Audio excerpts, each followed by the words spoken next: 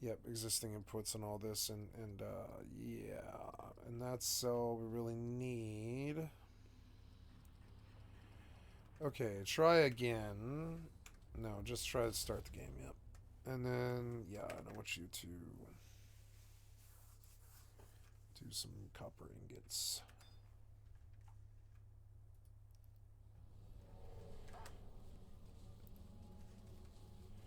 Yeah, that's better, but it still feels like it'll start chugging.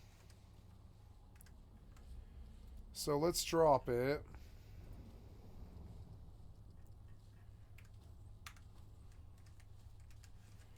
Yeah, and that's really blurry at that point. Looks like crap at that point. But performance was acceptable. It keeps it sharp enough where you can see well. So let's see how this one runs.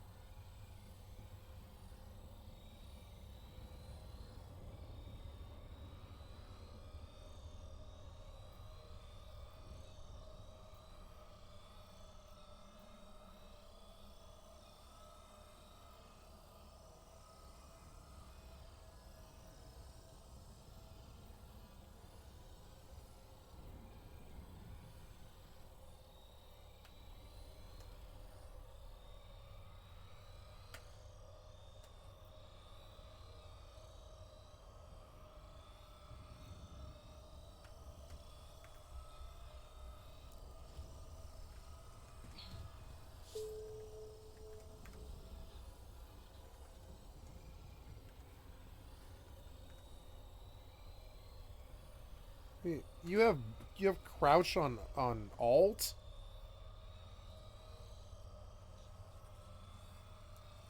Oh no.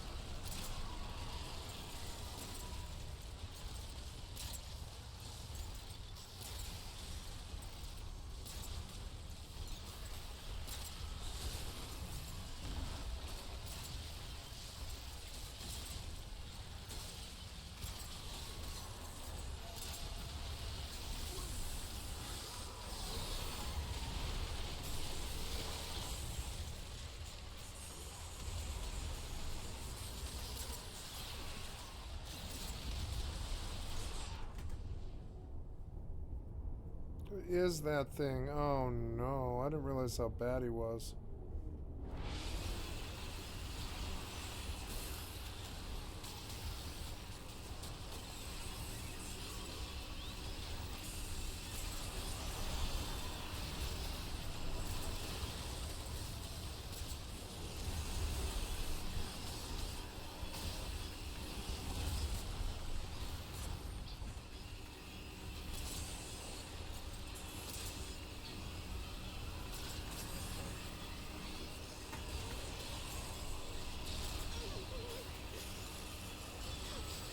Okay, well now that I know that he's there, it'll be fine. I didn't know he was there. I thought it was just 3 of those things. I'm sorry. Fuck's sake, man. I don't know. The performance of this game on this card is not so good. Like, I don't know. Maybe I'll just get used to it being, like, ultra performance and stuff.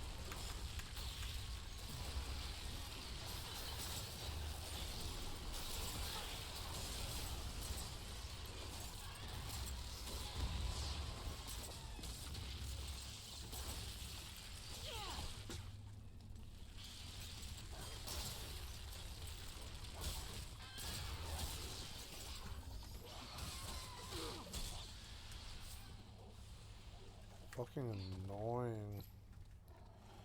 Yeah, while the frames are good, they're not like, you know, it's just not acceptable. It doesn't look good enough. I'm gonna bump it to native AA and see maybe if that'll do better.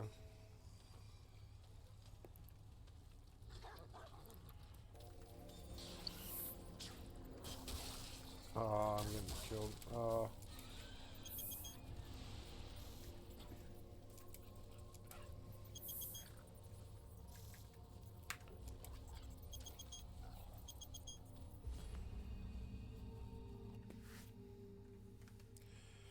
It's a good game, but it doesn't play well with others. It's unfortunate. Which is unfortunate, unfortunate. Yeah. It has been. Oh no, it's only 10. We got a little bit of while. We got a little while to go. It's good.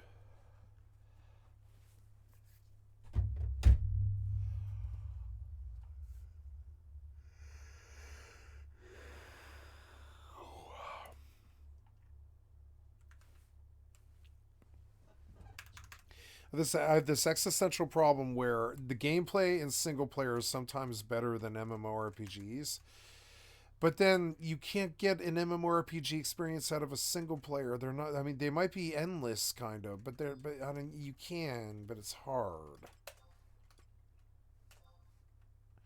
It's like go chasing it on these single player games, and I don't think I can get it. It's stupid.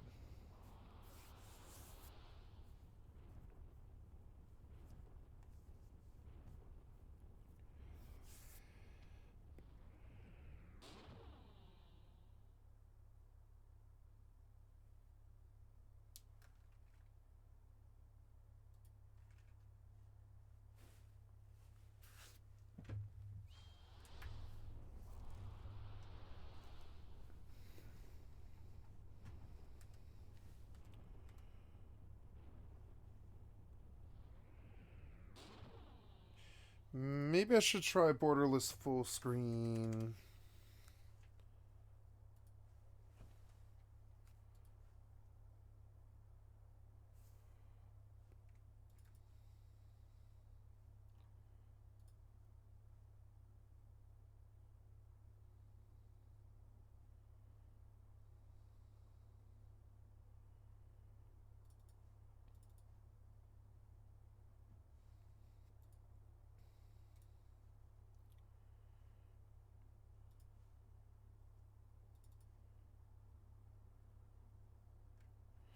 There's Bethany Pie.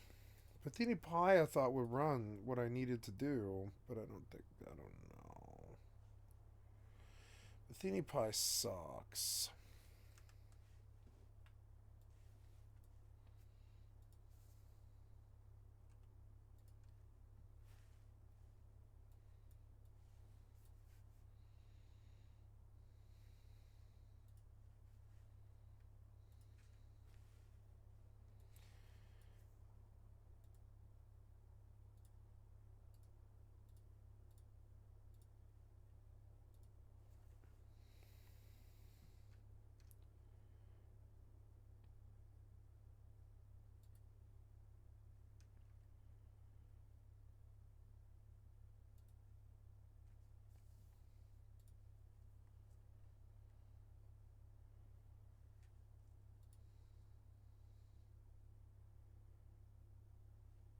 Remove borders. Oh, okay.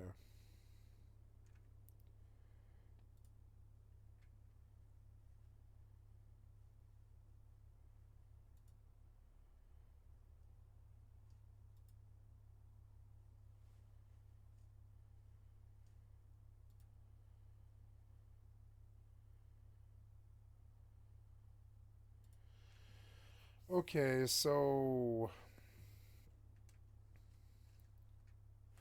let's see if that fixed it. Let's go launch. Let's see if Bethany got it to work. I fucking doubt it, but you never know.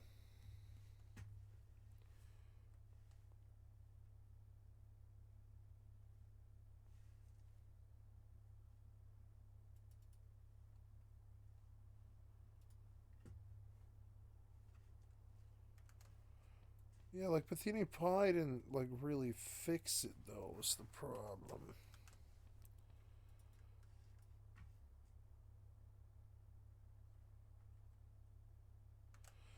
Damn it, man. I don't know. This did not fix it. This did not fix it.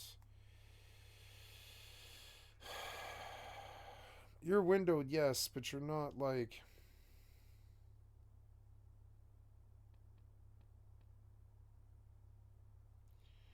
There should have been other stuff here.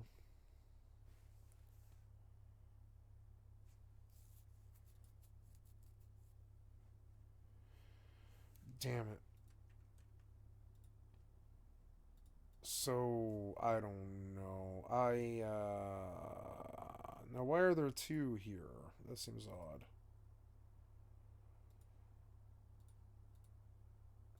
Windowed, borderless windowed. Yeah, but like, you won't put it on the right screen if I do that. And then you're not asking me what screen to put it on. You suck at this.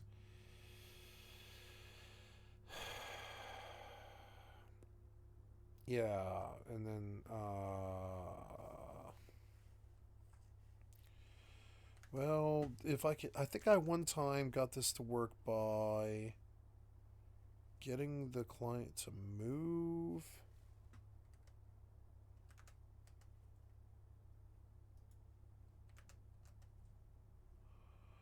I don't think that's gonna work. Yeah. Like, well, I don't know. That is actually fairly in the box. Let's see if that works. Yeah. Continue, yes, and just see how you do.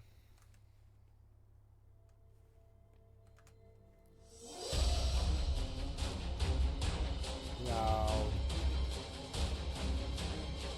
No way.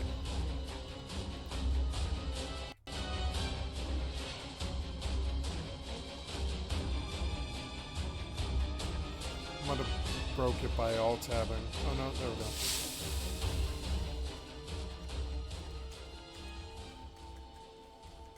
Oh, but it tears the... Oh god, make that go away. There. Now my screen it looks torn, but on OBS I don't think it does. Oh yeah, that's all fucked up. That's fucked up.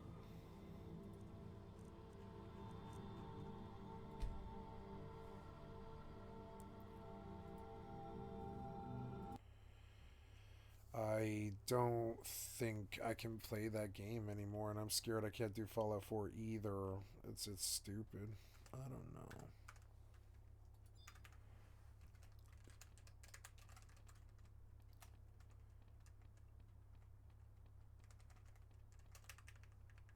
Okay, done with the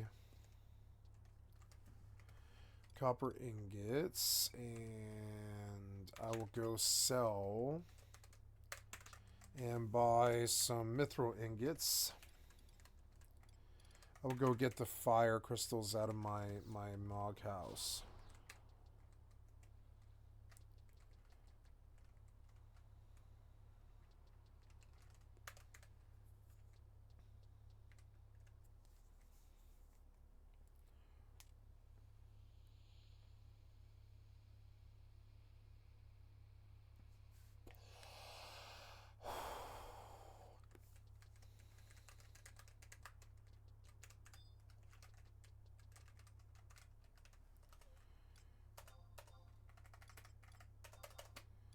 $6,000, wow.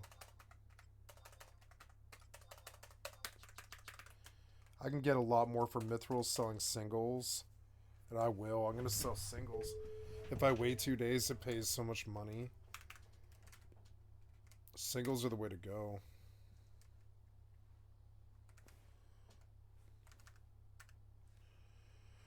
See, that was unfortunate. You couldn't do it. You couldn't run that right. It's too old of a client.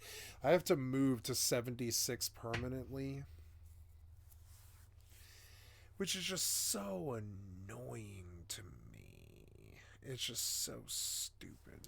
You know, it's... Yeah. I do need Eco Warrior.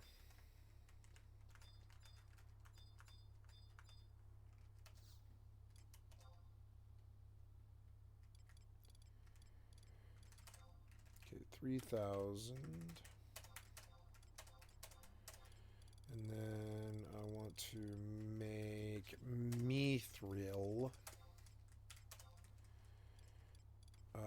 from Beast Main, mithril beast coins.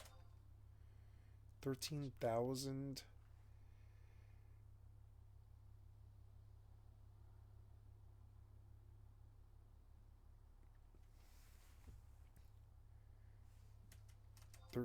Is that what it was? Yeah, 13,000. Yeah, what's mithril ore, right?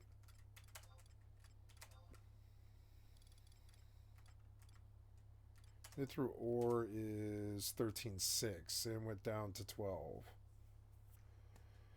So that's 36 per. Mithril ingot sells for 54 to 56 a stack. And the singles sell pretty well. I did well on the singles market here. And so let's see what my sales currently are. I have a lot of mithril ingots that just aren't selling. Look. 54,000. They just wouldn't sell for that.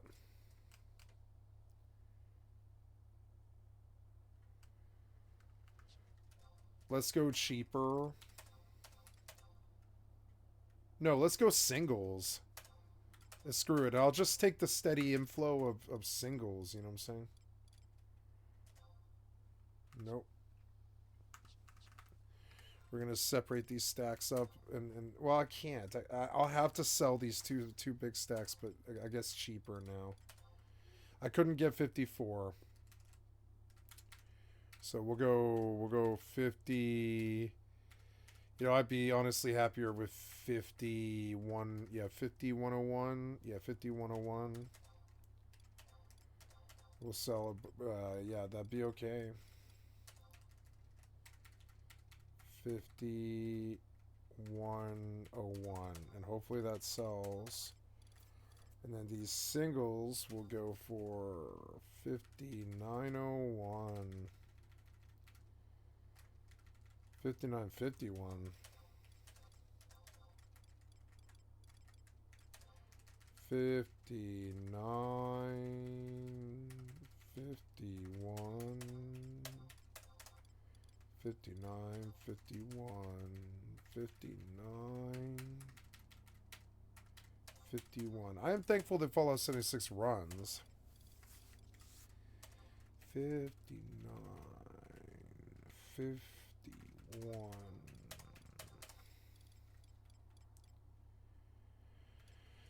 More copper ingots that I'll sell. Sheep wool. Okay, I have fire crystals and I'm all set to burn some mithril money. So we'll go mithril alchemy, goldsmithing. Mithril. We're looking for mithril ore for cheap. Anything I can get? Yeah, 13.6, but see if I could get the same on mithril beast coins. Yeah, what are you selling those for? 13. So we're going to just sit 13 on those because it's the same thing, really.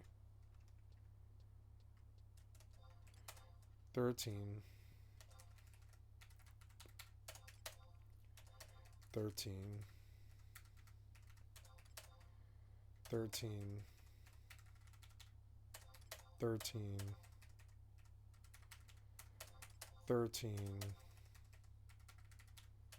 13. 13. 13. 13. And then we'll go burn all of them.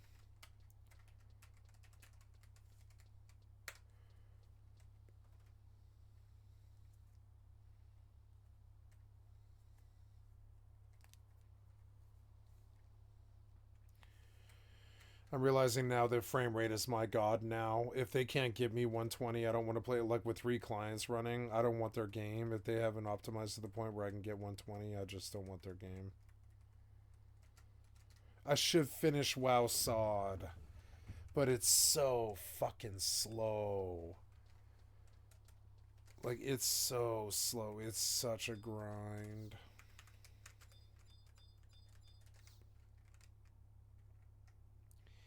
$8 to 23, and Fire's Day is its holiday, of course.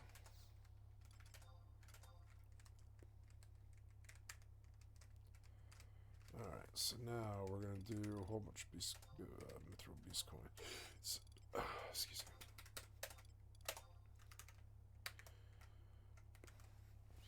me. Okay, she's off crafting.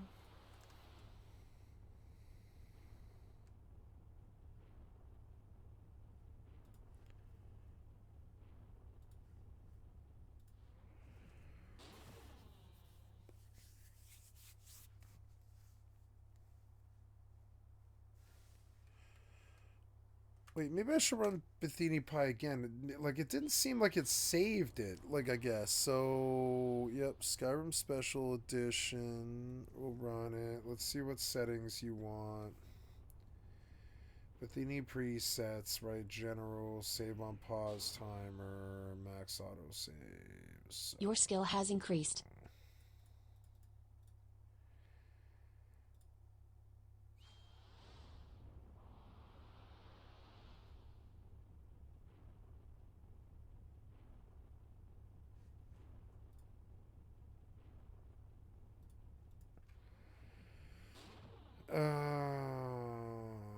Your skill has increased.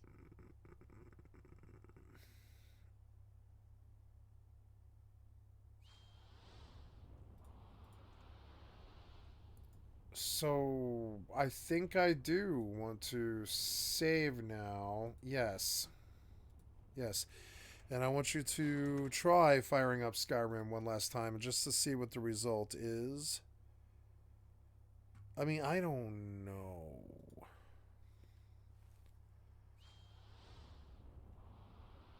This won't work. Borderless won't work. It just won't work. There's nothing about this that'll work.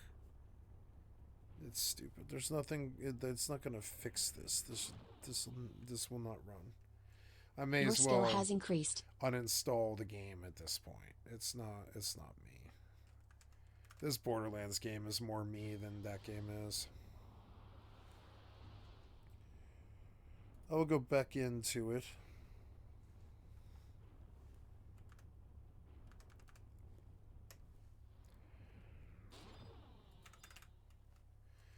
I wanted to play Your skill has increased. I wanted to play a caster, but I can't on my second monitor. It's so stupid.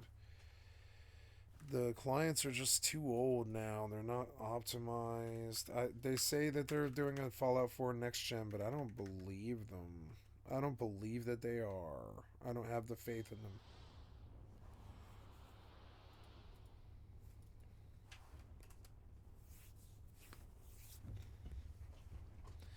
I don't really believe them. I don't believe them.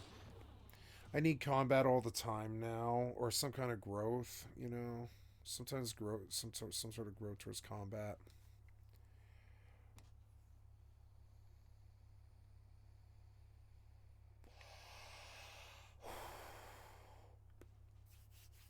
Remnant 2 was good, but it wasn't playing well.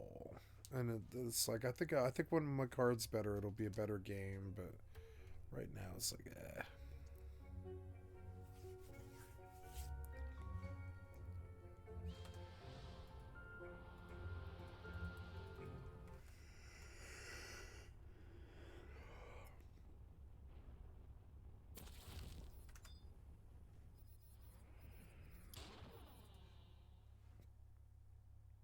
Your skill has increased. Mithril ingots.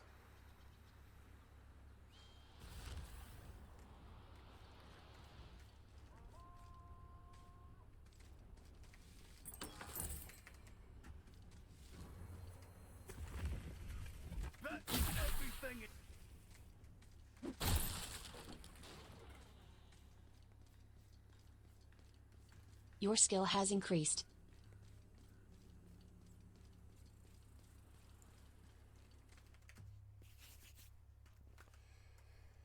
Nice. I'm getting steady, skill up, and no breaks. I shall sell stacks and singles.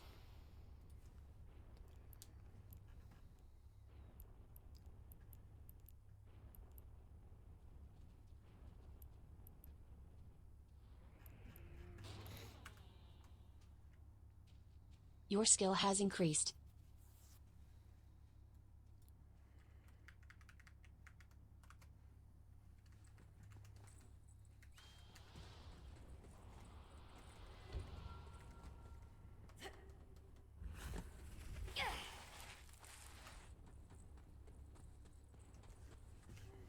Went the wrong way.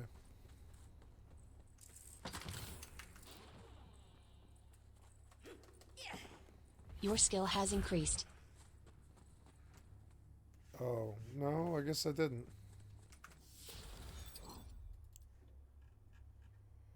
Oh yeah, all the way around the horn, huh? I can't go up and around. Can I go up around? Yeah, will you let me up here? Yeah, oh, let me up there. No, no.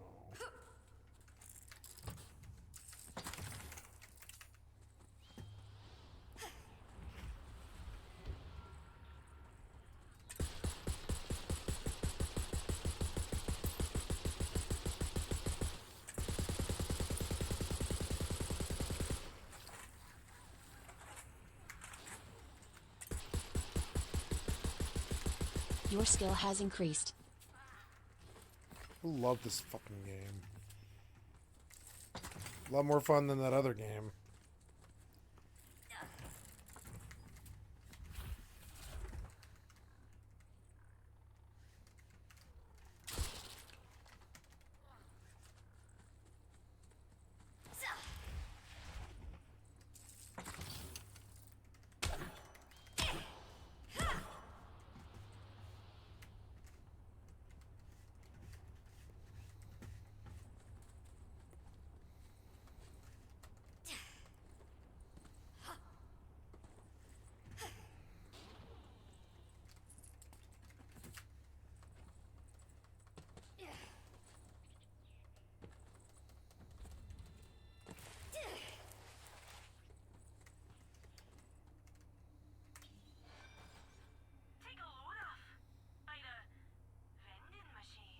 No.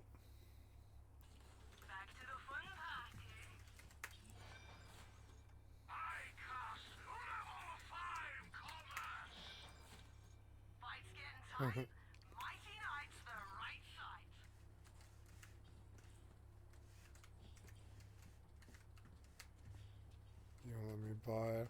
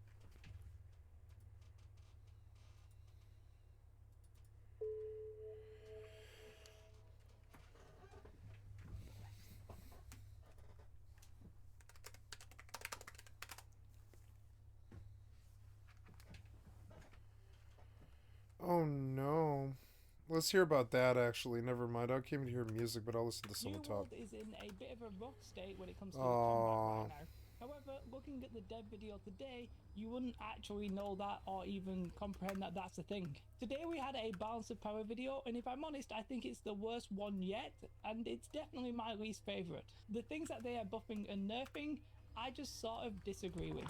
So let's jump in, let's talk about it. So the big elephant in the room, quite simply, is the fact that there is a lot of melee desync and the ranged weapons are shooting off into, you know, who knows where. And that issue is sort of not really directly spoken about, but it is sort of indirectly mentioned with like desync phrases and stuff like that. Now this balance of power, we know was filmed sometime after the life taker was removed. Well, not removed, but disabled. But obviously before now, because they need to edit it and that kind of stuff. However, before the life taker was disabled, we knew about the insane increase in desync, and we knew about ranged weapons shooting off into wherever. But they are not really fully addressed, and the fact that there is no direct statement addressing that, I find really disappointing, because I don't think you can even balance this game when this kind of stuff is happening. You can't really balance the bow when you don't really know how much damage it's doing anymore because the shots aren't hitting. I find this whole concept a little bit weird. They need to fix those issues and then balance the game, but who knows where. And that issue is sort of not really direct thing, I just sort of disagree with. So let's jump in, let's talk about it. So the big elephant in the room, quite simply, is the fact that there is a lot of melee desync and the ranged weapons are shooting off into, you know, who knows where. And that issue is sort of not really directly spoken about, but it is sort of indirectly mentioned with like desync phrases and stuff like that. Now this balance of power, we know... I am thirsty. I'm going to get water. I'm out of water. Sorry. Alright.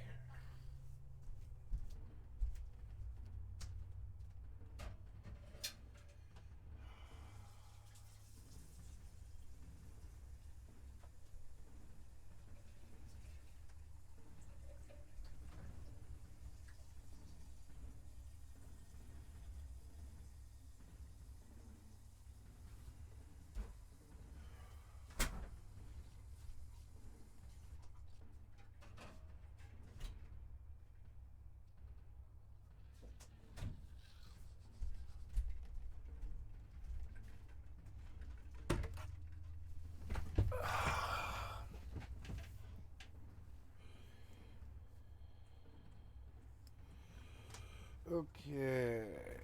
No, was filmed sometime after the life taker was removed. Well, not removed, but disabled. But obviously before now, because they need to edit it and that kind of stuff. However, before the life taker was disabled, we knew about the insane increase in desync, and we knew about ranged weapons shooting off into wherever. But they are not really fully addressed, and the fact that there is no direct statement addressing that, I find really disappointing, because I don't think you can even balance this game when this kind of stuff is happening. You can't really balance the bow when you don't really know how much damage it's doing anymore because the shots aren't hitting. I find this whole concept a little bit weird. They need to fix those issues and then balance the game. But I do agree that some balance changes are needed, but I don't know, without addressing the desync and the ranged weapons, this whole thing sort of, like, I don't know, I find it a little bit chaotic. One little bit of good news, by the way, is that Life Taker is coming back in the patch notes tomorrow. I think that patch will actually arrive on Wednesday. They speak at the start of the video talking about siege weaponry, and I was just like confused because I was like, I don't know who's asking for this right now. But they're going to buff the siege weaponry in both War Outpost Russian Invasions, and eventually they might do some kind of buff where you like don't get hit as much when you're in it. I don't care about this if I'm honest, but fair enough. Some general statements are they're going to increase the amount of threat that's generated by the taunt gems in PvE, obviously, because it's hard to compete with a lot of DPS. They are also going to do this thing where heavy attacks actually now taunts, I'm assuming, if you've got the gem. Alright, okay, fair enough, that makes sense. They're also going to be buffing two artifacts. They're going to buff the winged leather shoes so that you actually do additional damage as well as your haste lasting a bit longer. They're also buffing the magnetic gauntlets, and they are basically going to still increase your crit chance and crit less, but instead of it being 50% less, it's going to be 30% less. Alright, fair enough. One thing that I do want to very quickly mention is that there was a very cool looking gun on the table which sort of looked like an axe but also a pistol. It was very weird. There's a couple of changes to weight classes. For example, the CC is being reverted back, so no light won't have any reduction to CC, medium will have 10 and I think 20, and I think heavy 20. Don't quote me on the numbers. We'll talk about that when it actually lands. Also, it sounds like block stability is going to be reduced because the power shield is very, very strong. They are going to be buffing shaking power.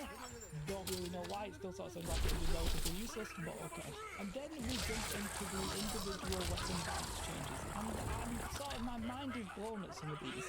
Like, if you play the game a lot in Outpost Rush like myself, because I'm trying to get an artifact at a 2.5% chance rate, by the way, which, you know, that needs addressing, but maybe not in this video. But if you do a lot of Outpost Rushes, I don't personally think, and you can, you know, feel free to disagree with me, I don't think that the bow is particularly, like, very strong right now. Almost nobody is playing it because nobody's hitting with it. However, they are nerfing the bow. They're going to be nerfing Why? the deaths from poison and rain of arrows. Skill has And I think they increased. said they're No gonna one's be using it and they're duration of nerfing penetrating it. shot, or they're reducing a dots or something like that. Whatever it was, I don't know why they're doing it.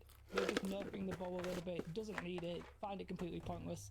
I'm confused. You know, this is going to be a statement that I'm just going to keep making. I'm confused. I don't think it needs it. Don't know why they did it. Then they speak about the blunderbuss. Now, the blunderbuss has sort of been nerfed into a good-ish place, I think, right now. Don't think it really needs the nerf, but they're going to nerf it a little bit anyway. The weapon perk Exhaustive Net Shot is going to reduce the speed, instead of it being, I think they said like 50% to 42%, something like Your that. skill has increased. That nerf, specifically that nerf, probably should have happened like 3 months ago, but okay, they're doing that now. The blunderbuss, it's in an okay position, no massive harm with it. And then the next one just sort of blew my mind. It's not even that strong of a buff, but the fact that it's getting buffed at all is sort of just confusing. What they're actually going to do is slightly buff the fire staff. Now, in my opinion, the fire staff currently is probably OP. the best ranged weapon. Now that might be because of all the desyncs and the shots like shooting off, right? If you can't hit with the bow or the musket, then the fire staff AoEs and its range stuff all sort of like works together and probably is doing the most amount of damage right now, especially with Nature's Wrath as well. And they're buffing it, which, if I'm honest, absolutely blew my mind. However, the way that they're buffing it, they're not going to be that impactful. They're basically making it so that Fleur is getting buffed. Now, if you don't know Fleur, it's one of the, I don't actually know what to call it. It's like a weapon thing that you can unlock. One of the weapon tracks. I don't know what it's called. It's not an ability, but you know what I mean, on the weapon tree. One of the perks you can unlock. And what it does is it turns your auto attacks, and what it does is it turns your left click, your light attack, and your heavy attack into a little bit of a ranged. It does like a 1 meter splash. Now, if I'm honest, the best players aren't really using that because it also reduces your damage. And I think what they're doing is they're decreasing the amount of damage that it reduces by. So basically, it will do more damage as an AoE. Now, I don't think that will necessarily put it into the main use, but it might. And even if it doesn't, there's a lot of players who are just using fire staff, maybe an old build, who are just sitting doing a little bit of AoEs. I don't think that's necessarily great for the game right now necessarily, but okay, they're buffing it. Don't agree with it, probably needed a nerf if anything, but okay, maybe not a nerf, but how can you balance it when you don't know what's working and what's not? They're going to be buffing the flail. Now, this is a weapon I do not think really needs a buff or a nerf. I think it's in a decent spot. I to be think honest Flail with can you. be used. You get tanky healers using it, and you get really tanky 500 COD, well, not actually 500 COD, but really tanky defensive people also using the flail. What they're going to be doing here is buffing the damage. They're going to be buffing the leader of the pack so that you do more damage on your own, and I just don't like that. I don't like that as a change. Personally, don't think it's worth it. And I probably wouldn't be angry about any of these one specific changes, but collectively, it's just blowing my mind, okay? There'll be some people who disagree with the odd one. Fine, if you disagree with me, let me know. But I just don't think the flail DPS really needed to be touched. I mean, if you're going to touch the DPS, you might then need to reduce the versatility, but they're not doing that. They're just buffing the DPS. Okay, fine, it's okay. And then if you ask me what the really strong melee weapons were right now, I would say spear, sword and shield, hatchet, maybe greatsword, probably is the top 4. You can argue that great axe could get in there, but that would be what I would pick. And they're going to buff the hatchet. Don't think it needs that either. What they're going to be doing is buffing the berserk so that it gets fixed. I think they said it's actually going to do more damage while you're in berserk. And eventually they're going to sort out the throws because the throws are a little bit janky. The hatchet's a little bit weird this season because the tracking is so much better. The damage is actually quite good, but the desync is sort of making it really hard to use. And throwing with them is very awkward and it's quite hard to hit. It's one of those things where I'm not very good with it, but the people who are very good with it are very, very, very good with it. They're also buffing, I think, some weapon perks. I don't really want to talk about specifics because, you know, the specifics by the time we see this patch will probably change. Not 100% sure when this patch and these changes are coming, because right at the very end of the video, he did say May, but I'm not sure if he means May. Or if he means tomorrow's patch, because some of them are coming tomorrow, so I guess we'll find out tomorrow. But yeah, they're buffing the hatchet, which I just don't think it needs right now. And then there's another weapon that they're touching, which I don't think it needs, but I'm not really bothered that it's getting it, and that is the musket. Like, for me, the musket, if I'm honest, is in a decent-ish spot, providing that you can actually hit your shots. And what they're doing here, I actually sort of agree with. They're going to basically remove the bloom so that your accuracy is not going to be affected whilst you're rotating. I think that makes sense. I think with the, you know, with it not being a hit scan anymore, it makes sense. With it being a projectile, yeah, that's good. They're also going to buff snapping power.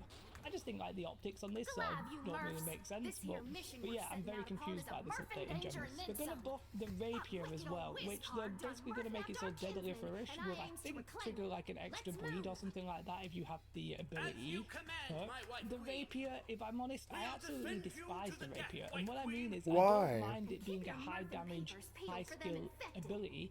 What I don't really like about the rapier is the fact that you can use it to run away so effectively. However, if you remove that, you then basically nerf all of ranged, and well, not all ranged, but a majority of the range classes as well as healers, and it might have some knock-on consequences. So I'd like to see a rework and then just see what happens from there. In the short term, they're slightly buffing it. And then this next one, I actually fully agree with that. It might not be enough at the start, but it's at least a start, and that is that they are nerfing the spear.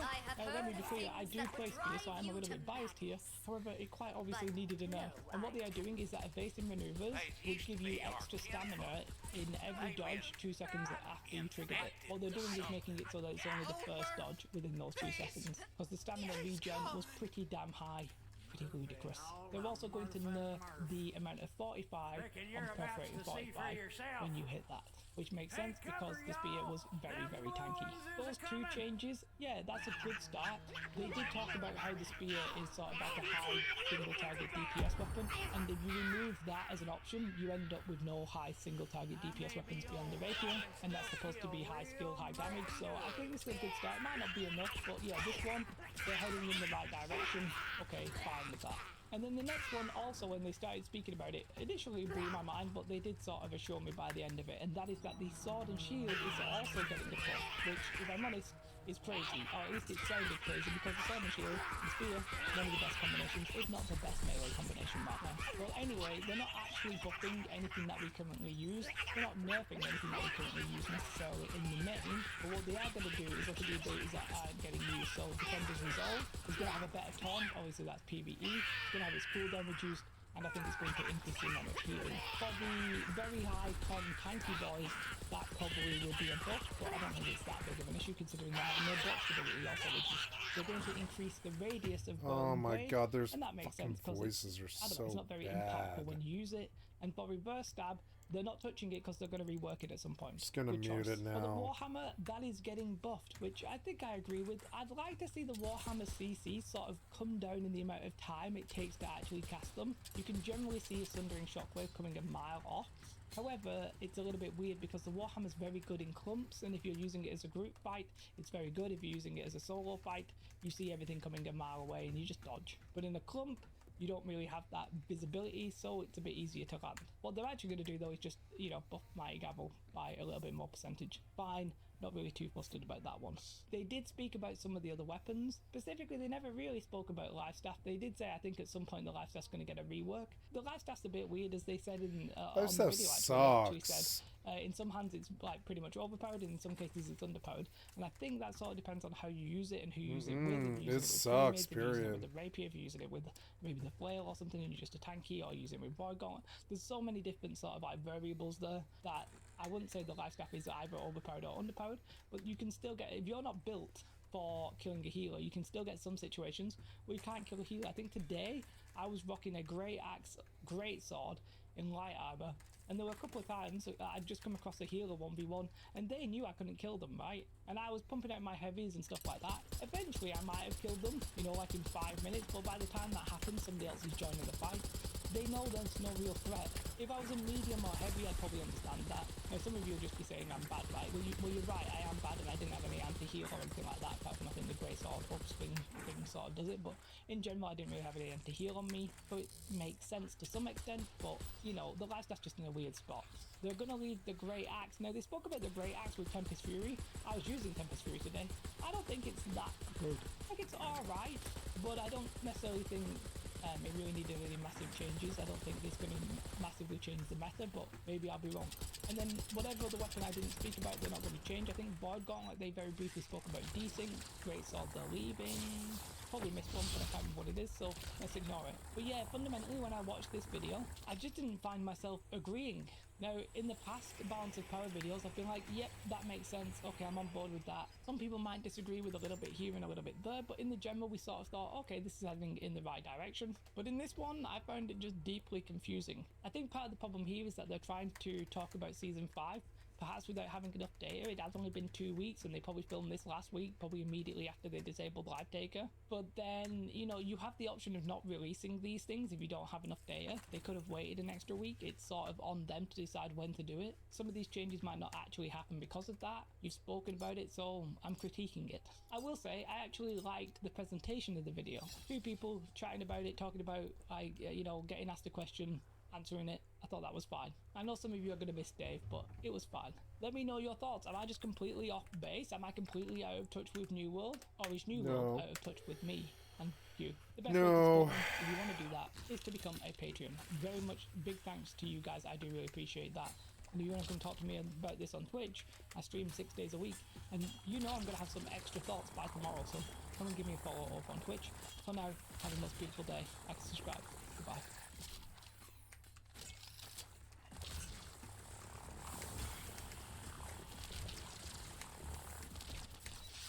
In 1998, at the Tokyo Fantastic International Film Festival, 2 men found themselves standing next to each other while queuing. Nope.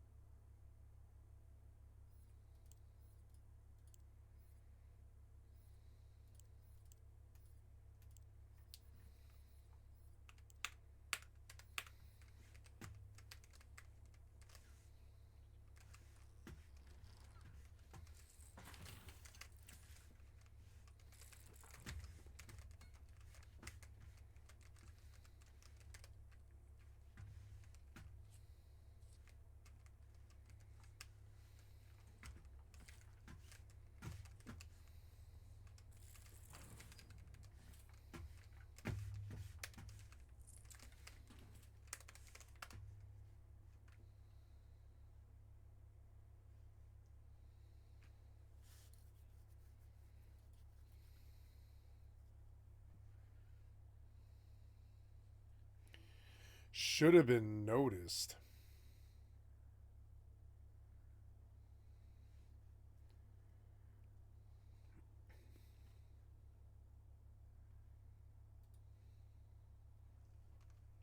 Your own Fallout New Vegas remaster using mods. Fallout 4 New Vegas Thank you. is a long Thanks ways out, so, and the chances concert from of my stream. official Crestfallen remaster Courier. happening are slim to say the least. Without further ado, let's get right into it. The very first thing you need to do is actually get the game running well. With modern modding, you can play New Vegas at high frame rates with no crashes. A lot of people say that modded New Vegas is unstable, but honestly, I've never had It any is of these unstable. problems. The way You're gonna get lying. your game running like mine is by following the Viva New Vegas guide. You'll only need to do this first part that I have circled on screen. Then I'll take over for more mod recommendations. A link to the guide will be in the description. Once you've gotten that done, we're gonna start modernizing the game in other aspects. Nuh-uh.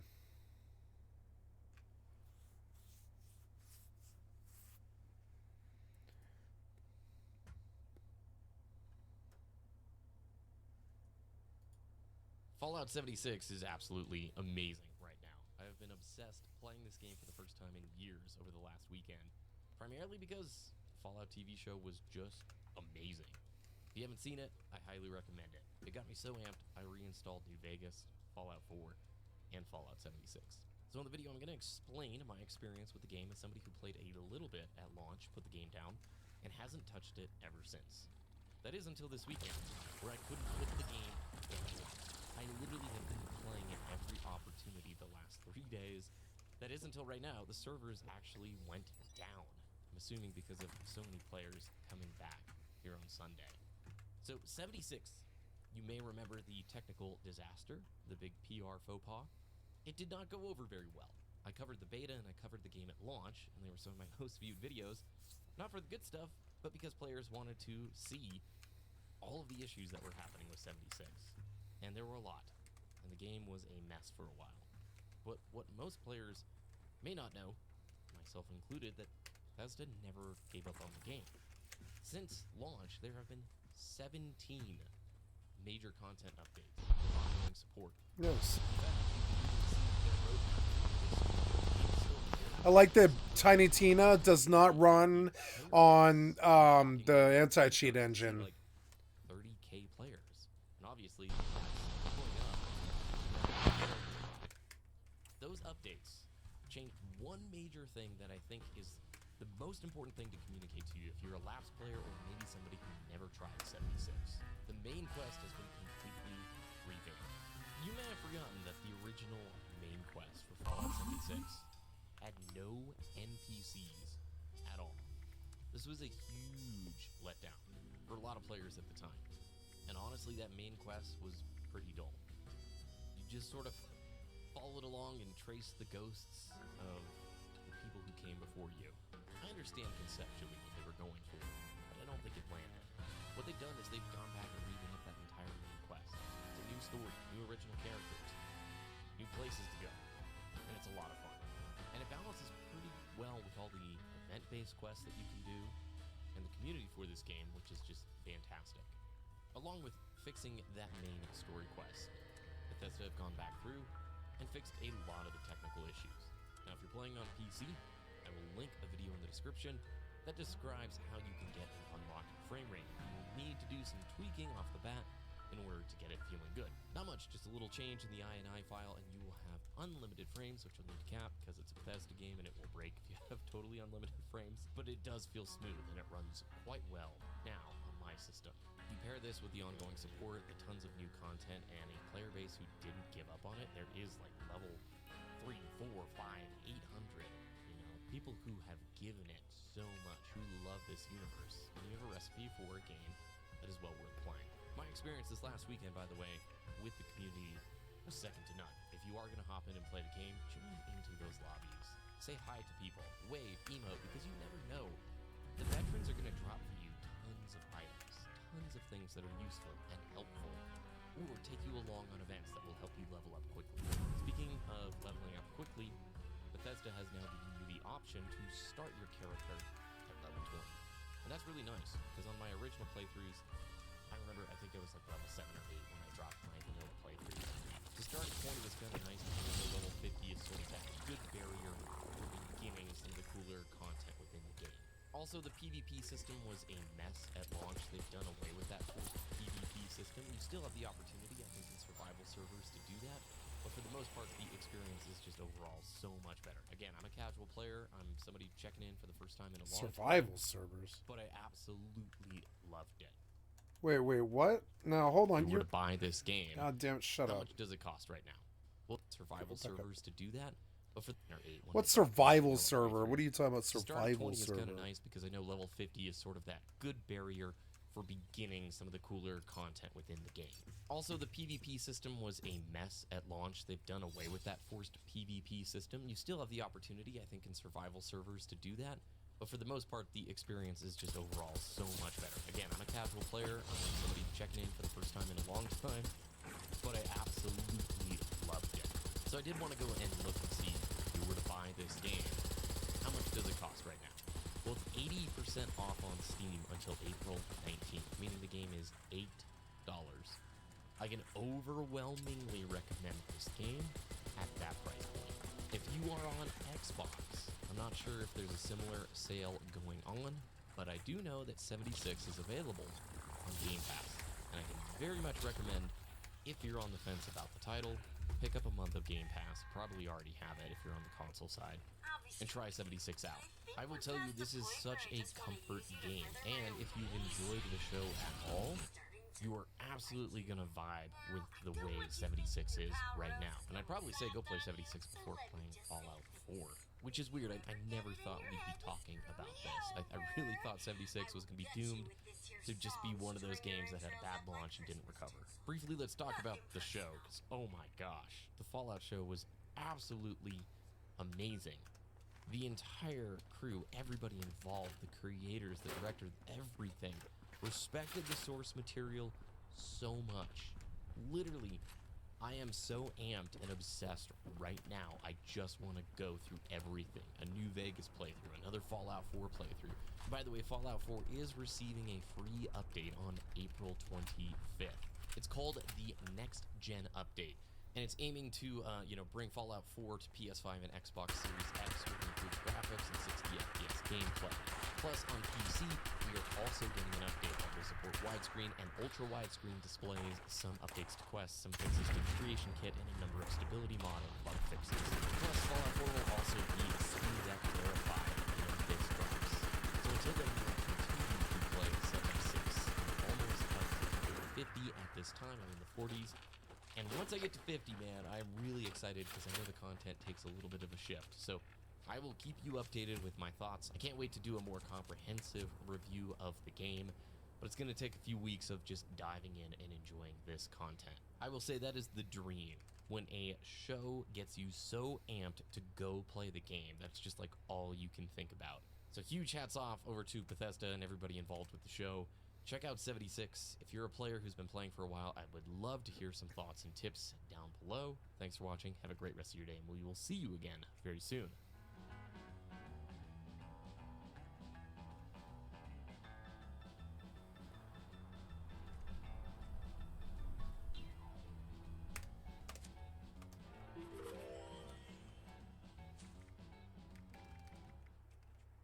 As soon as I finished the Fallout TV show, I sprinted to my PC to play a Fallout game. But which Fallout game should I play, and should you play?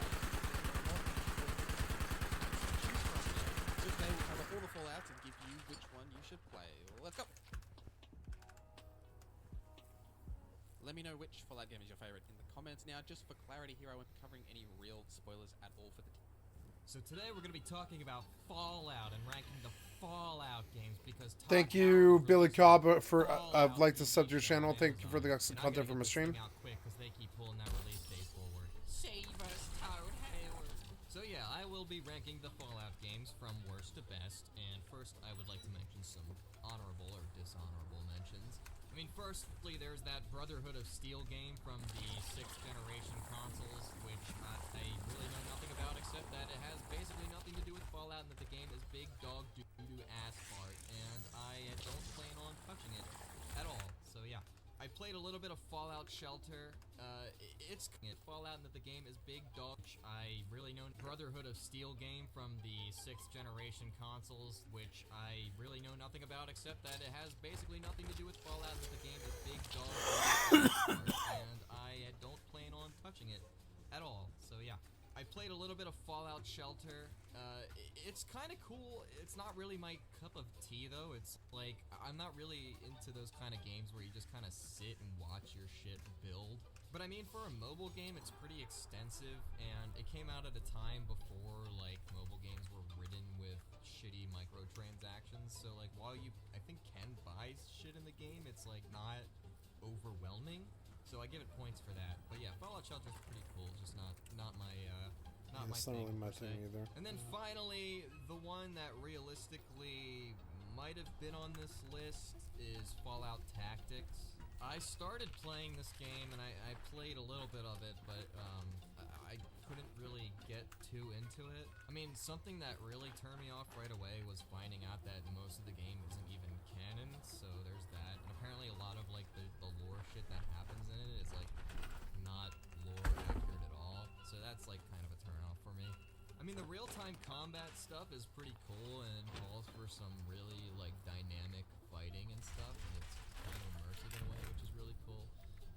But this game is is like also barely an RPG, which is also a major turnoff for me, especially for a Fallout game. So yeah, while Fallout Tactics does seem pretty cool, it is technically a spin-off, and it's mostly not canon, and most people just rank it at the bottom of their lists anyway, so I'm not including it on the main list, plus I haven't played it in its entirety. So without further ado, meine Damen und Herren, mesdames et messieurs, ladies and gentlemen, get your pitchforks ready because this one is about to rub sandpaper on the salty bums of a bunch of little crybabies. Yes, that is correct. Fallout 4, in my opinion, is the worst mainline Fallout title, even though it was my first. That's right, the game that took my sweet, innocent Fallout virginity happened to leave the sourest taste in my mouth. And this was not always the case. In fact, I loved Fallout 4 when it came out, and it just has aged quite poorly for me, especially after playing every other Fallout game after it. That's not to say that the game is necessarily bad or that there's no redeeming factors about it. In fact, I'd even say that it's still a good game. I just think it's the worst Fallout game. I mean, first and foremost, we gotta talk about the story. Oh yeah, and spoilers ahead for, like, everything. Fallout 4's story seems to borrow a very similar plot line from the already very derivative Fallout 3 story, which we'll get to later. Except this time, instead of searching for your father, you're searching for your son, and it leads to a plot twist that I think pretty much everybody saw coming. Remember me, I'm just gonna leave you here and go and you kill Piper. Hey, who the fuck is you, fam?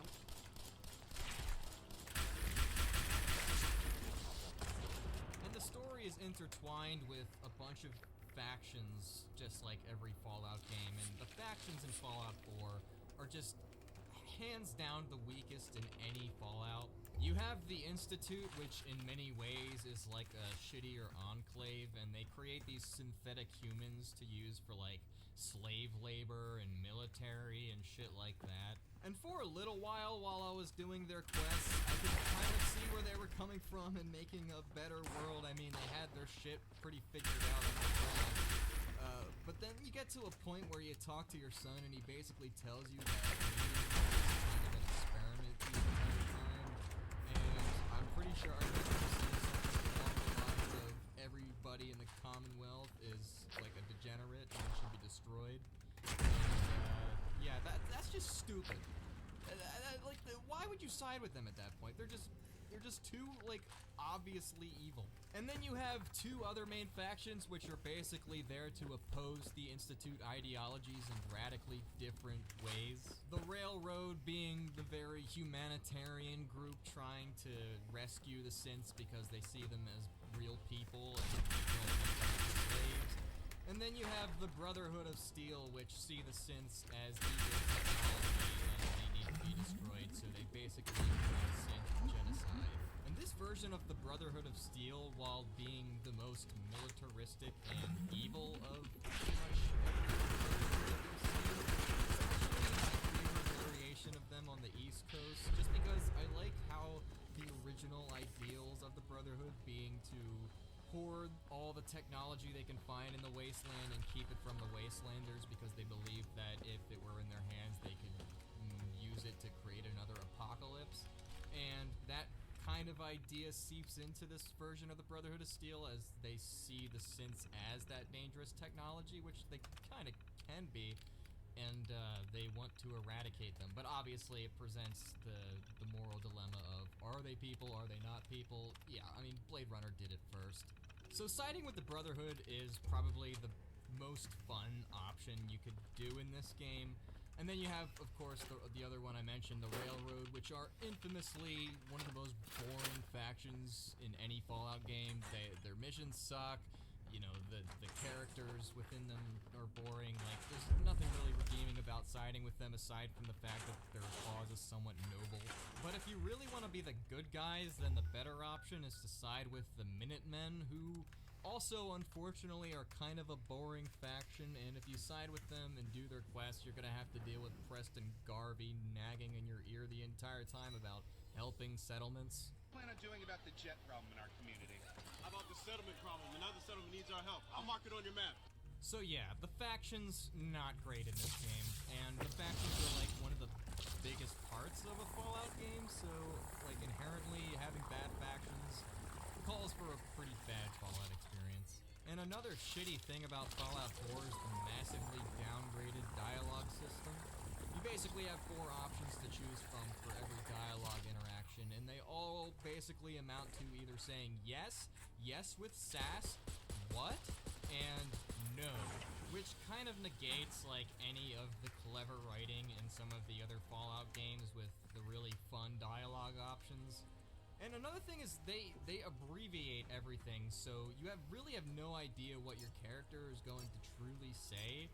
So you basically will choose like a 3-word sentence, and then he will say like a much longer sentence in the already annoying voice protagonist, which is a whole nother thing.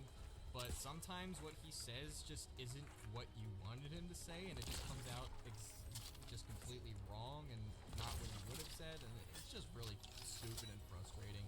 Just a really bad gameplay design choice. They also downgraded the perk and special systems in this game, basically mixing the skills and the perks into one thing and making it very streamlined, which kind of hurts the ability to truly make a specific build and takes away a lot of the RPG aspect of the game. They also don't really have a karma system in this game. I mean, I think it says that it does, but it's just not noticeable, especially compared to the other games. And another nitpicky thing for me is I feel like the physics are downgraded, and it's not like the physics are bad in this game, but I feel like everything feels just kind of clunky and slow when you pick them up or move them. But enough with trashing this game, I will say a couple nice things about it.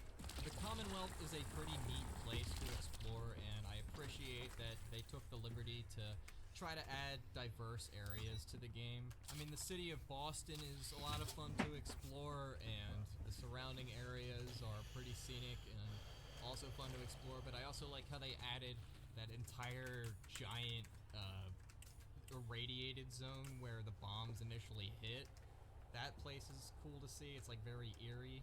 The game also has really good AI, and I feel like the world feels very alive because of that. The companions are also pretty great in this game, with Nick Valentine being one of my all-time favorite Fallout companions, as I'm sure he is for many others as well. Also, something that added a lot of longevity to this game for me was the addition of settlements, which I really, really liked. Building your settlement and having the companions come and stay and getting attacked by raiders and whatnot. I love that kind of stuff. That was a really good addition. And something that I think flocks a lot of people to Fallout 4 as opposed to some other Fallouts is the modern gunplay. The game feels a lot more akin to your typical FPS when it comes to combat compared to the other Fallouts, which is a good or a bad thing depending on the bad system and stuff you are. Personally, I don't mind it. The thing is, I'm a melee build in like every Fallout, so I don't give a shit about that stuff. I just like beating shit to death, you know? But speaking of guns, they added a couple of guns to the weapon sandbox, like the Institute laser guns. How's your gun, Fry? Oh, right.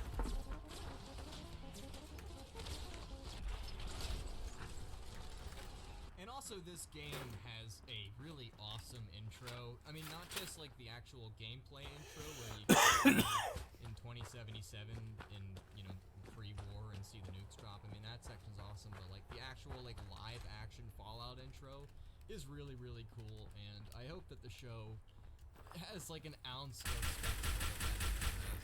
And as for our console compadres, this game added mouse support, which is also very awesome. And creative things to do in the game, but that's not really actually part of the game, so I'll just put that aside. But still really cool.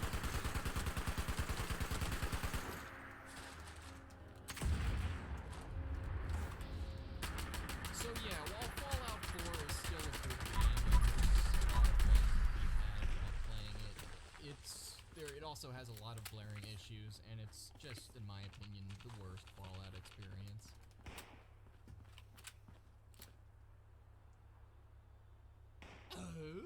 Did this guy really just put Fallout 76 in front of Fallout 4? You'll bet your sweet bippy I did. Now, before you go crucifying me, allow me to explain. Let's keep this in the groove, hey? Smooth moves like smooth little babies. I think that Fallout 76 improves on Fallout 4 in so many ways, and if you allow me to just list a bunch of them, I think you'll further understand where I'm coming from. I mean, firstly, while I do appreciate Fallout 4's map, Fallout 76's map is not only bigger, but it's also probably the most diverse Fallout map to exist. You have grassy plains, but you also have evil boggy swamplands, mining tunnels, mountains, radiated desert, a golf course. I mean, the setting in general of West Virginia is one of the most original in the Fallout series. It's unlike pretty much any other Fallout game when it comes to location. And there's so much cool lore and diversity that comes with it. I love the Appalachian setting and how they decided to capitalize on a lot of the folklore of that, like all the cryptids and stuff. That stuff's awesome. Like the Wendigo, the Mothman, that shit is like, it's so cool. What is what? Or is it below us? What the fuck is that? Ah! And aside from just the cryptids, this game also adds so many new and unique creatures to fight, unlike any of the other Bethesda Fallouts, which just borrow a bunch of the same creatures from the original Fallout games, which just doesn't really make sense considering they're based on the East Coast, and like, why the fuck would you be fighting scorpions on the East Coast? The game also has a really good weapons sandbox with all different kinds of weapons with different upgrades and abilities, and it's one of the most diverse, if not the most diverse, weapon sandbox in any Fallout game. The game's perk system is also massively improved from Fallout 4 with the card system. It's not the same system as, you know, the original Fallouts, but it does at least allow you to focus on a particular build.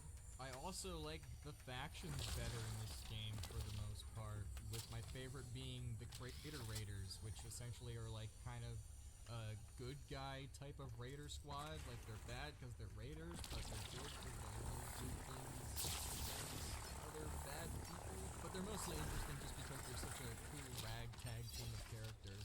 And I would say overall the characters and companions are kind of better in Fallout 4. I still think they're pretty darn good in Fallout 76. Another major improvement in this game is there's actual dialogue options, and it gets rid of the voice protagonist. It feels much more like a classic Fallout in that regard. And one of the best things about Fallout 4 is building, and Fallout 76 just does it way better. I mean, not only can you just make settlements, but you can make restaurants, stores, Mothman shrines, just all kinds of crap that you want to build and use other players to interact with. And speaking of other players, some of the interactions that you can have with other players and seeing their settlements and bartering with them and stuff can be fun as well. Hey, I'm cooking here. Do you mind getting off of that? Make me. All right. And people think that this game can't be played offline and it can't be played like a normal Fallout game, and it totally can. I believe now you can play in worlds that don't have any other players in them, but I don't really see why you... You can't play offline. Can't play 76 offline, no. ...would, because the player... Or I would immediately forsake the rest of those people. And I would play online when I wanted to. But I mainly work on my offline character at all times.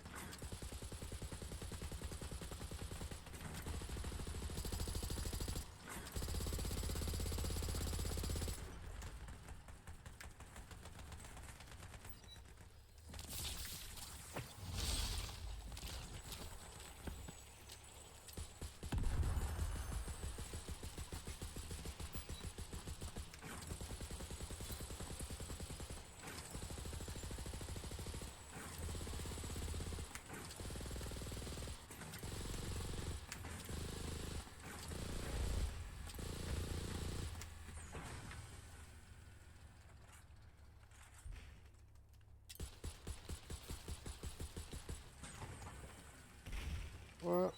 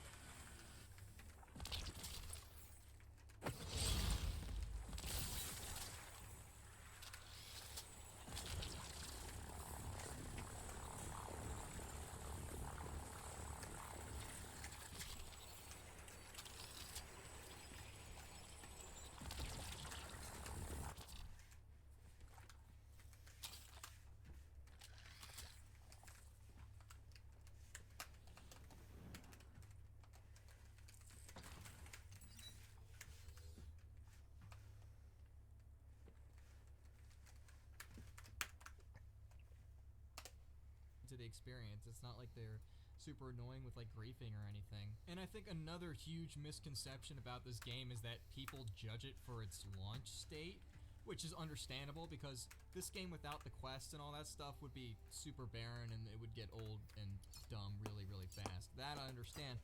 But people haven't played it since then. At least some people haven't, and they don't realize how much it's improved. Like, it's basically just an actual Fallout game at this point. There's quests, there's companions, there's dialogue, there's missions, like all that stuff's in the game now.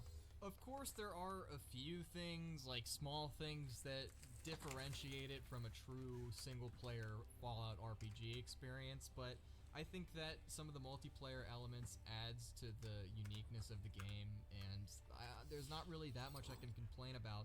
The one thing that does bother me is that there's not as much environment interactivity, like you can't pick things up and move them, which is pretty annoying, but, you know, that's a relatively small thing, and, yeah. Oh yeah, another cool thing they added was mutations, which is if you're radiated to a certain point, you get certain mutations which affects the player. It has usually a positive effect and a negative effect, and that's a cool thing as well. Oh, and this game pretty much has what I think is the best and most diverse soundtrack in any Fallout game. Yep. It has a lot of the hits of the games that precede it, but also it's got a lot of new songs in there, including one of my all-time favorite additions to the Fallout soundtrack, which is Don't Fence Me In by Bing Crosby. And they also, of course, added an awesome rendition of Country Roads, which is really good, actually. No, it wasn't. That song sucked. That rendition sucked. They also have the Beach Boys' Wouldn't It Be Nice, which is a fantastic song. But doesn't belong in the era. It kind of doesn't fit Fallout in my opinion, but like it's still a great song. And I mean, it fits Todd who doesn't Howard. like fighting a death claw and being terrified for your life while listening to Mr. Sandman. So yeah, Fallout 76 is a good game, and I think in many ways it improves on Fallout 4. And I think a lot of people that trash the game should give it a second chance.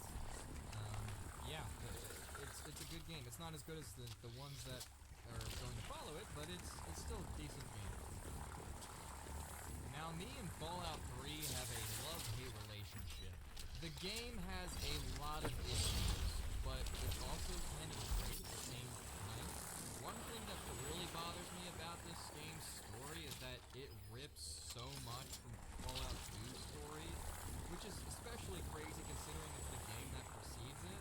Once again, not only are you in search for the Gek, but you are also once again faced with the adversity of the Enclave, which is especially annoying considering that at the end of Fallout 2, they I finally have a third, that destroying the oil rig with the Nice. Enclave would completely eradicate them, and that they would no longer be a threat to the wasteland. And here they are, years later, in Fallout 3, a shell of themselves. Like, their ideals are not nearly as strong as they are in Fallout 2, and they're just like the clear evil faction with nothing interesting behind them aside from the fact that they follow the orders of a computer. And then on the opposite side of the spectrum, you have the Brotherhood of Steel, which in this game is absolutely nothing like the original Brotherhood of Steel. It's almost like Todd Howard saw the Brotherhood of Steel in the first two Fallout games and said, hey, those guys look like pretty cool military guys, so that's what I'm gonna make them. Pretty cool, good military guys. And like, they're basically just the epitome of goodness. It's like, the moral compass of Fallout 3 is so black and white as to what you choose to do and who you side with. And not only are the two main factions in Fallout 3 super black and white, but also the dialogue options and choices you make are also extremely limited in this game. It's not as bad as Fallout 4 where, you know, you have like the yes, you know, yes, no, whatever shit. But it's like, pretty much for every interaction you have, there's no nuance to the situation whatsoever. You can either give the kind answer, the sort of kind answer, or you can just be like super evil. Like you can be so ridiculously evil in this game, and for what? I mean, it's fun, but it doesn't really make things interesting, you know? And going back to the story, this is something that a lot of people have criticized, and it's just so dumb that Fox, being a super mutant, is immune to radiation, and he literally gets the Gek for you in the first place, and then he decides that he doesn't want to use it at the end, and basically tells you that you need to sacrifice your life because, I don't know, it's your destiny or something, which is like so stupid and so lazy writing-wise. He's starting for him. Don't worry, the safety glass will protect us. We all have our own destinies. And it was so bad that they had to, like, not retcon it, but they had to make an entire DLC expansion to make like a fourth act of the game, so that way it finished on a more satisfying note.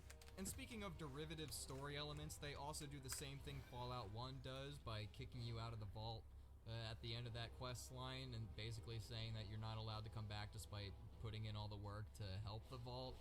And it's just not only has it already been done, but it's just not nearly as impactful as it was the first time. Please, if you really want to help the vault, you have to go. But you can't do this to me. And while I do like this world to an extent, it does feel rather monotonous both aesthetically and geographically. But I mean, what else are you to expect from the literal capital of the country after being devastated by nuclear war? And also, this is the first Bethesda Fallout game and the first East Coast Fallout game, and there are plenty of video essays that talk about how Bethesda kind of inherently misunderstands the original Fallout, like both aesthetically and content-wise. I love so this you can thing. go watch some of those if you want a more in-depth analysis. But I mean, one big thing is that I kind of mentioned earlier is the creatures don't really make sense for the East Coast. I mean, a lot of them are just brought from the 2D Fallout games into the 3D world, which some of them are fine, but I mean, like I said, like rad scorpions and shit, really? But despite the game having many flaws, there is a lot of stuff to appreciate about it. I mean, first and foremost, this game is responsible for bringing Fallout into the 3D world. And yeah, while it's not as good as the originals, it does do a very good job at bringing a lot of the aspects of the originals into a more modern setting. So I gotta give Bethesda props for that. And also, outside of the main two factions in this game, there actually is some really cool side factions, like the dudes who are basically vampires and Little Lamplight. Oh, and also that whole secret little ghoul city, that was really cool. The game also offers some really cool set pieces. I'm not gonna forget the first time where you go in front of the Washington Memorial and the Lincoln Memorial and the White House, and there's just explosions and like a giant battle going on in the trenches.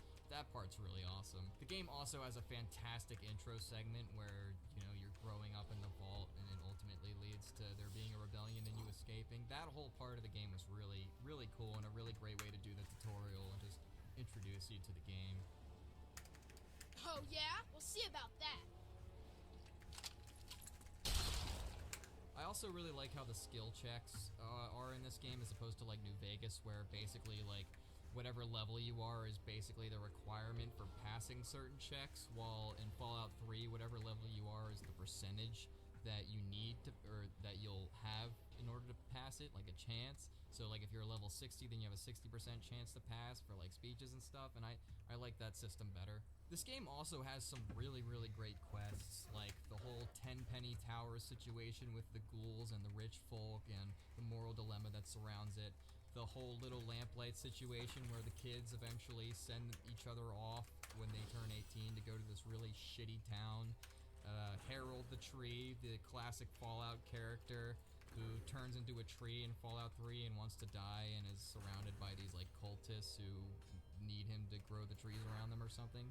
That's a really awesome quest. And also, who could forget nuking Megaton? What are you doing? Hmm? What are you doing? Nothing. Me? Just hanging around. And of course, my favorite quest, and one of my all-time favorite Fallout quests in general, Tranquility Lane, where you go into the simulation and live in this fantasy world where everybody's happy, and then you uncover the dark secrets of it. That mission's really, really cool. The game also packs a excellent physics engine, which allows you to play around with the environment a lot, which is always a fun time.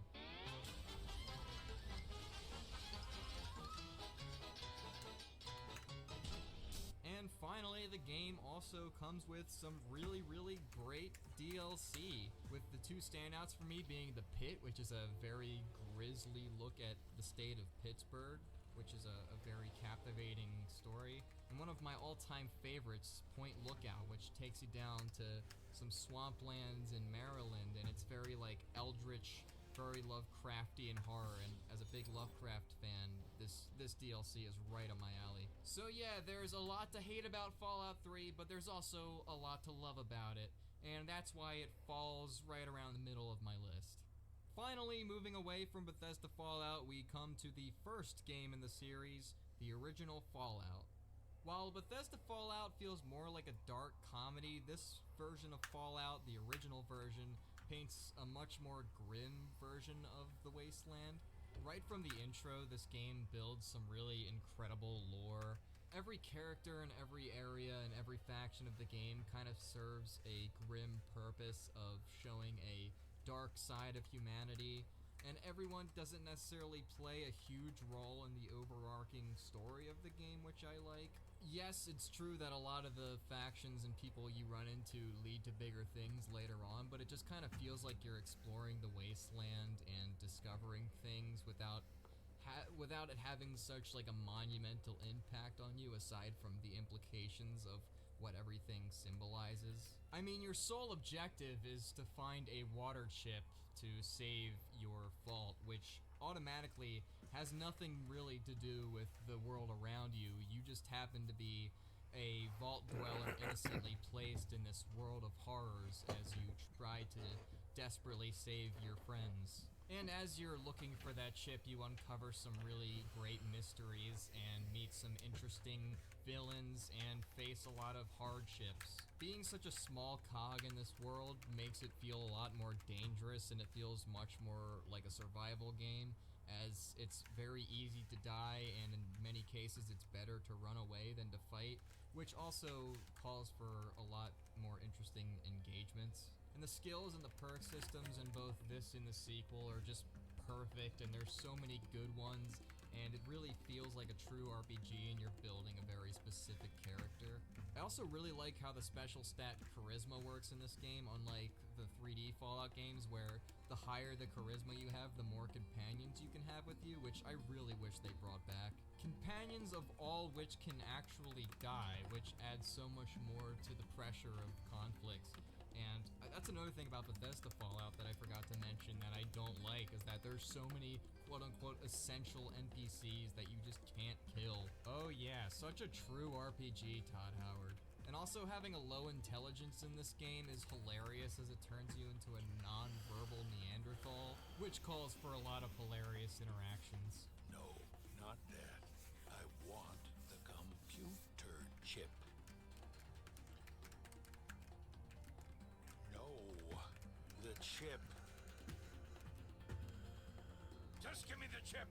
The top-down gameplay turns a lot of newer players off from trying the game out, but personally, I absolutely love it. I love the turn-based combat, and I love just seeing everything from this perspective that you see it in, and interacting with NPCs. It doesn't feel that much different from the 3D world to me. It's just a different perspective with turn-based combat, and I think it's awesome. In fact, I'd actually argue that the turn-based combat is even better than the normal 3D combat because your skills apply more directly to the combat itself. The game also has one of the best and probably the most depressing ending of any Fallout game, where your overseer essentially tells you that thanks for your help, but we can't have you here anymore because you've been exposed to the wasteland, and your character just kind of walks away in shame after all that shit they went through to try to help, and it sucks. That's my dog growling. There are a couple of things that I don't like about this game. The number one being the timer that you have on the main quest, where it essentially gives you a certain amount of in-game days to find the water chip and save your vault before your vault gets destroyed and you lose the game. And without any real direction of where that is, that can be very frustrating because you're just slowly running out of time without any direction of what to do, and it can be very stressful, and it's just not a fun gameplay experience.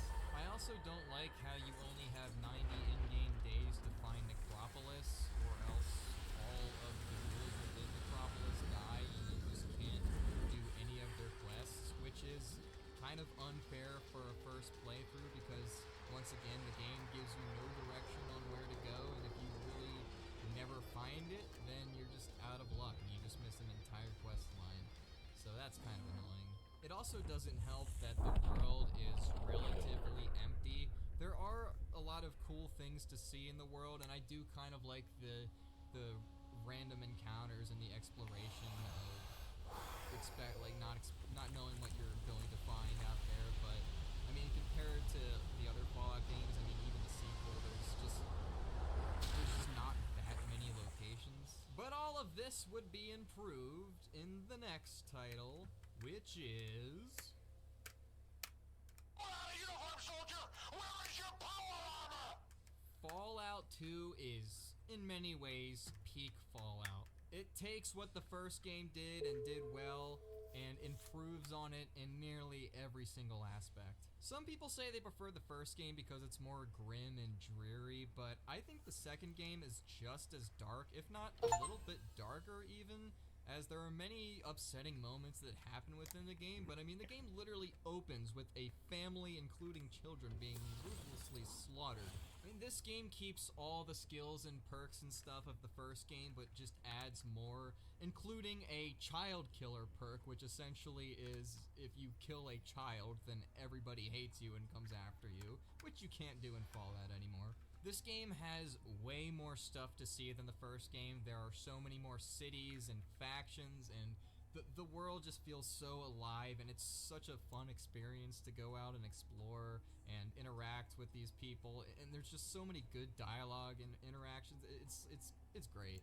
And while the game retains a lot of the dark stuff of the first game, it also adds a whole layer of silliness, which it's a lot of fun, and there's so many hilarious moments in the game. The President of the United fucking States of America. Who do you think I was talking about? The fuck? Who is it? What? I should kick your fucking ass. Who is this?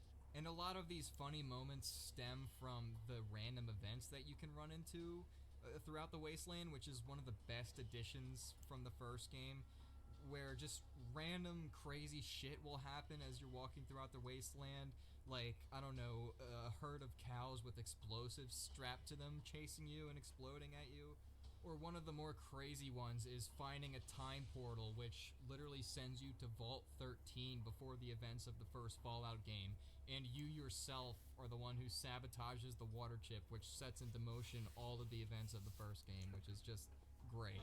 The game also has some little Easter eggs to find, which adds humor, like, for example, finding a vault with just boxes and boxes of excess water chips when the first game revolves around struggling to go throughout all this shit just to find one. But yeah, I love all the settlements in this game. I love New Reno, how it's like a predecessor to New Vegas with the gambling and the mob bosses and stuff.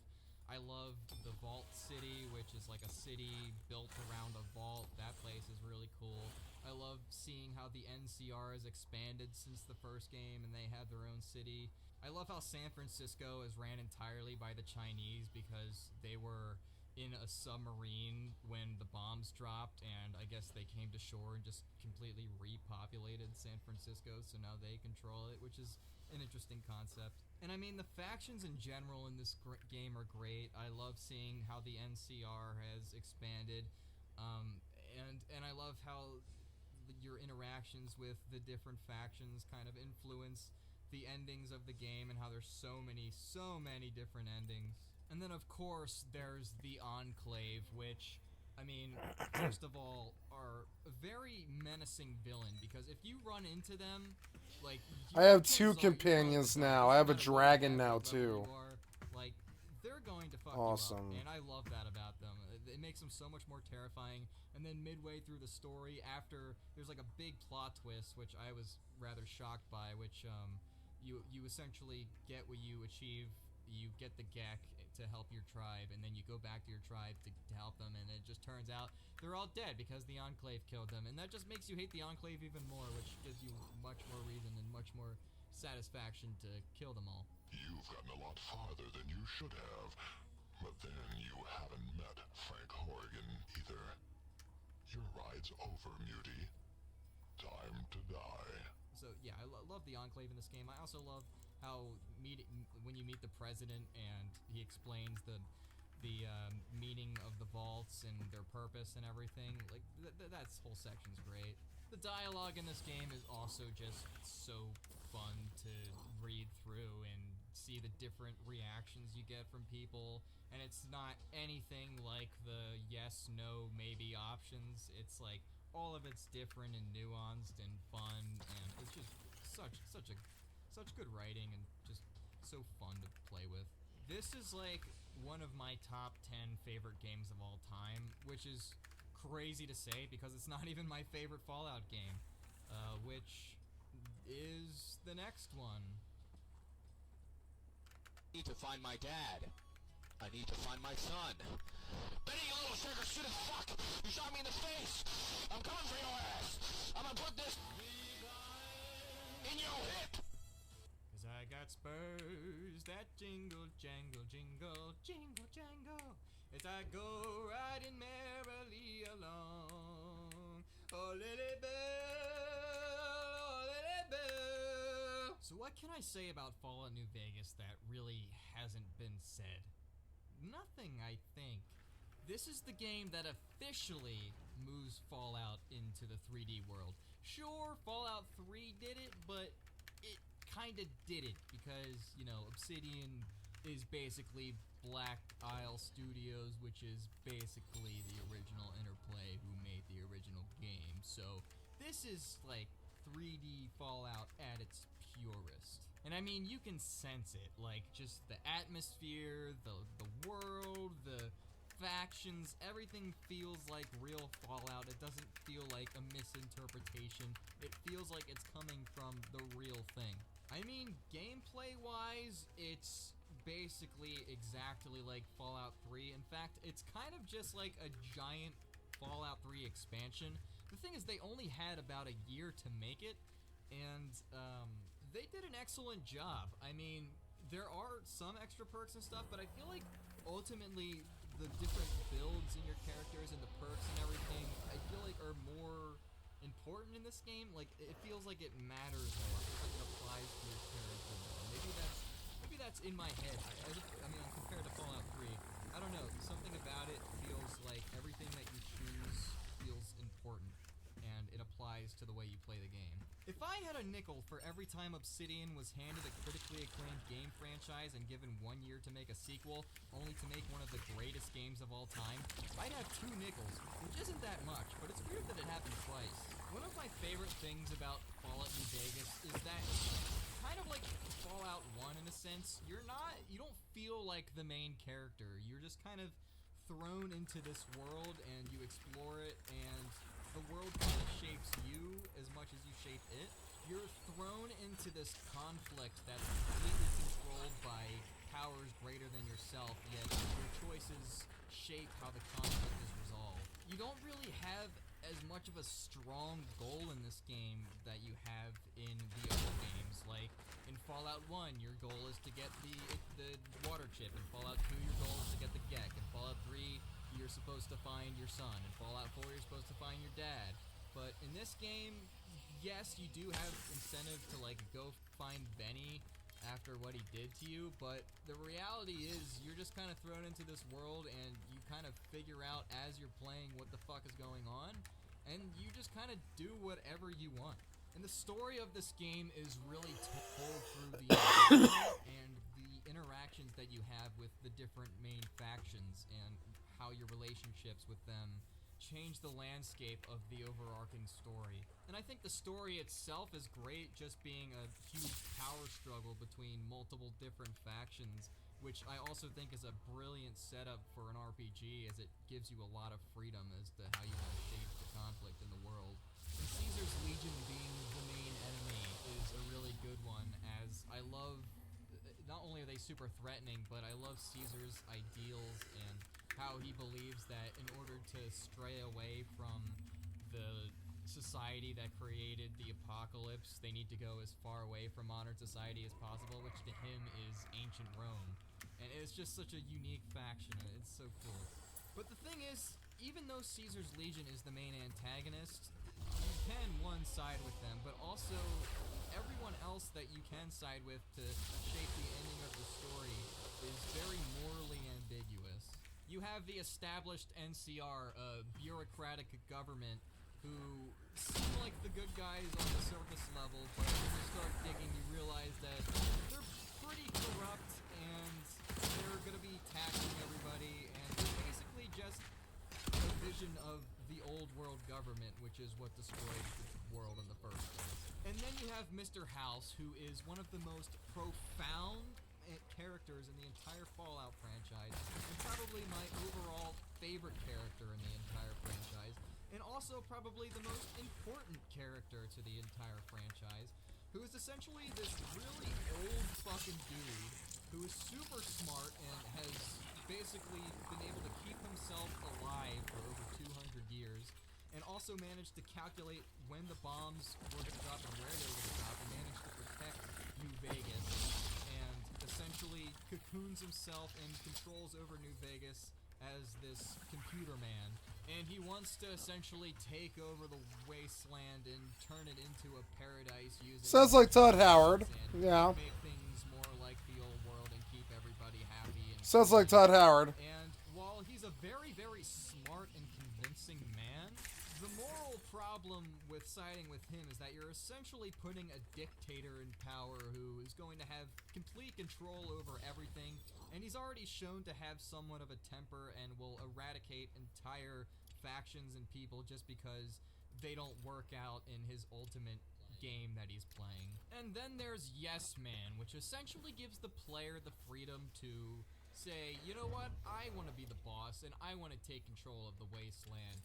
And while to many that might seem like a good idea, the game likes to tell you afterwards that this basically sends the wasteland into chaos and anarchy, and you're a terrible leader, and it's just a big old piece of shit.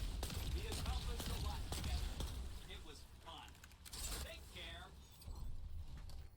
And so the career... So there's upsides and downsides to every path you can take, and I love that about the game. The game is so free that you can literally kill anybody you want, just like the old Fallout, except the children. You can kill every single NPC in the game and still complete the game.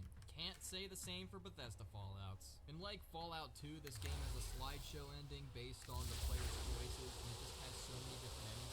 You know that funny statistic about Baldur's Gate, how they said there's like 70,000 different ending possibilities? Yeah, somebody did the math for Fallout New Vegas with that same metric, and it's over 1 quadrillion endings. It's also such a fun world to explore. There's so many different landmarks to see, and I love the old western style with the retrofuturism mixed in. And New Vegas itself is so flashy, and it also has probably the best run of companions in the entire Fallout series, with maybe the exception of Fallout 2. And just awesome characters in general, like Benny is fucking hilarious, best friend Tabitha. Oh, and speaking of Benny, this game probably has my favorite game intro of all time.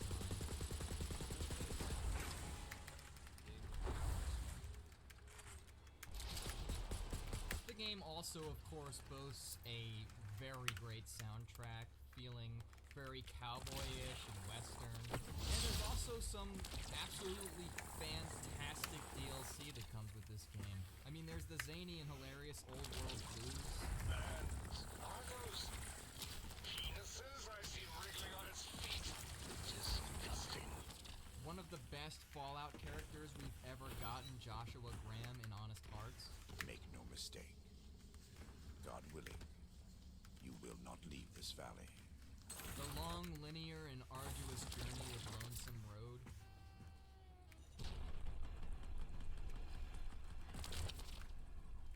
And then there's my favorite DLC, Dead Money, which tells an excellent story, has tons of philosophy, great characters, and makes you feel like you're completely worthless. Fallout New Vegas, I think, is definitively the best RPG I've ever played, and I think it's what all RPGs should strive to be. And it's a great game.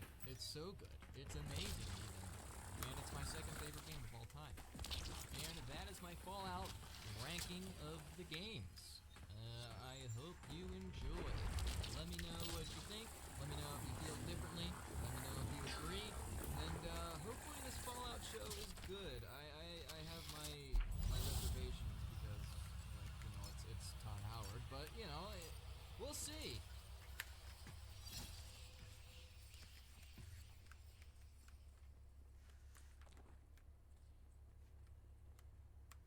Welcome! This is the combined, complete Fallout DLC review and ranking video. In this video, I'll be combining all my previous Fallout DLC videos and then ranking all the DLCs against each other across all three games to determine the real, final DLC god of the modern Fallout series. All in one Oh my god. You guys get so much views doing this.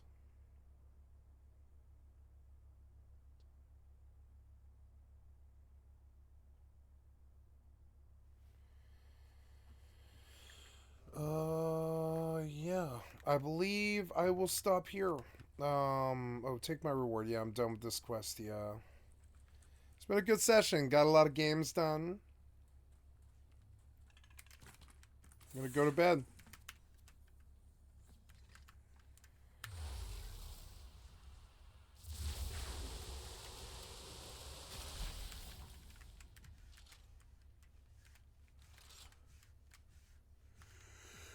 Here's the counter. Okay.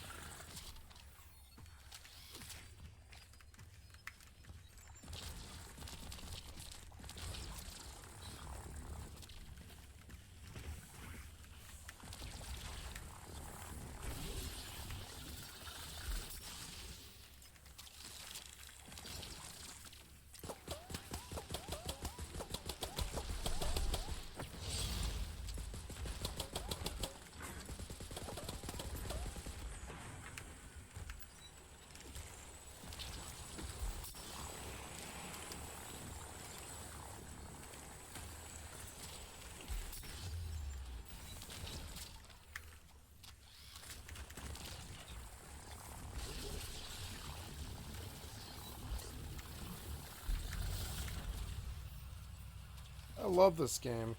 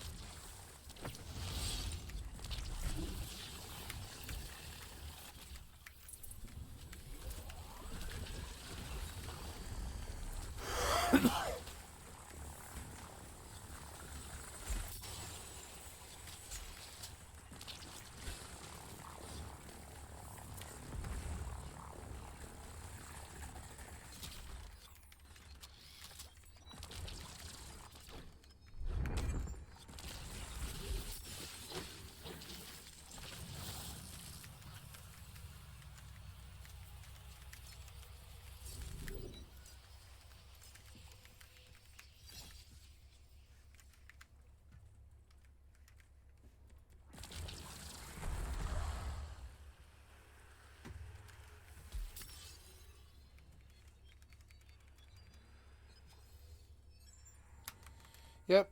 And there marks 14 hours.